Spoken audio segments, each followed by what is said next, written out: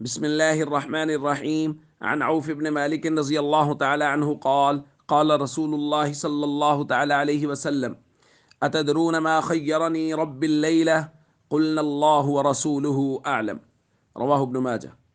نبی کریم صلی اللہ علیہ وسلم نے ارشاد فرمایا، کیا تم جانتے ہو کہ آج رات میرے رب نے مجھے کس بات کا اختیار دیا ہے؟ ہم نے عرض کیا، اللہ اور اس کے رسول زیادہ بہتر جانتے ہیں۔ آپ صلی اللہ علیہ وسلم نے فرمایا، فَإِنَّهُ خَيَّرَنِي بَيْنَ أَن يَدْخُلَ نِصْفَ أُمَّةِ الْجَنَّةِ وَبَيْنَ الشَّفَاعَةِ۔ اللہ نے مجھے اختیار دیا کہ آپ کی آدھی امت جنت میں داخل ہو جائے گی، یا یہ ہے کہ آپ شفاعت کا حق لے لیجئے۔ تو نبی کریم صلی اللہ علیہ وسلم نے فرمایا، فاخترت الشفاعہ، تو میں نے اللہ سے شفاعت کا حق لے لیا، میں نے شفاعت کو اختیار کیا۔ ہم نے عرض کیا، یا رسول اللہ صلی اللہ علیہ وسلم، ادعو اللہ ان یجعلنا من اہلیہا، اے اللہ کے نبی صلی اللہ علیہ وسلم دعا کر دیجئے کہ اللہ ہمیں ان لوگوں میں شامل فرما دیں جن کی آپ شفاعت فرمائیں گے۔ نبی کریم صلی اللہ علیہ وسلم نے فرمایا، ہی لکل مسلم، یہ تمام مسلمانوں کے لیے ہوگی۔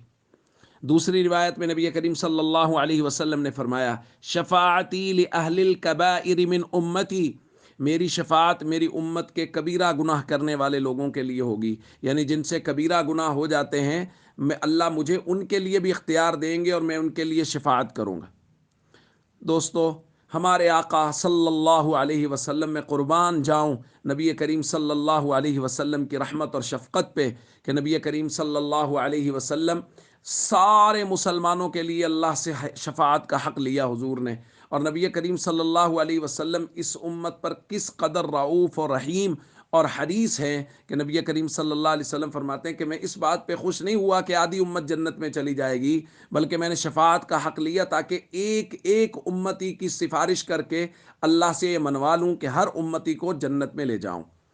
تو ہم سب کو چاہیے اس با وفا نبی صلی اللہ علیہ وسلم کے ساتھ وفا کریں اور ہمیشہ نبی کریم صلی اللہ علیہ وسلم کے مبارک طریقوں کے مطابق زندگی گزاریں اور فرائض و ارکان اسلام کی پابندی کریں۔